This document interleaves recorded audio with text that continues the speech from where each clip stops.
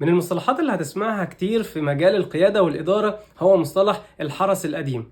الحرس القديم يمكن مرتبط شويتين بالفاميلي بيزنسز، الشركات العائلية اللي أسسها شخص وبعدين جه الجيل التاني اللي هم أولاده وبعد كده أحفاده بيديروا المؤسسة دي من بعده. بيبقى فيه الحرس القديم، الناس اللي أسست مع الحاج الكبير أو المؤسس الأولاني.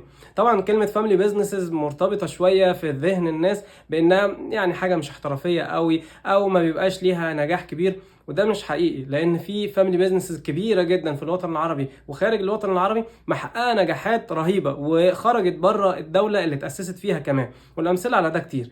فرجوعا للحرس القديم، ده واحد من التحديات الكبيره اللي بتقابلك في بيئات العمل، وواحد من التحديات اللي بتقابلك في التواصل.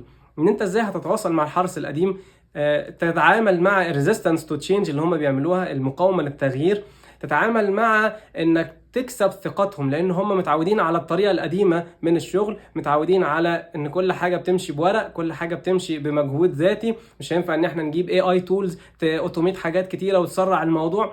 الكونسبت ده مش موجود عندهم.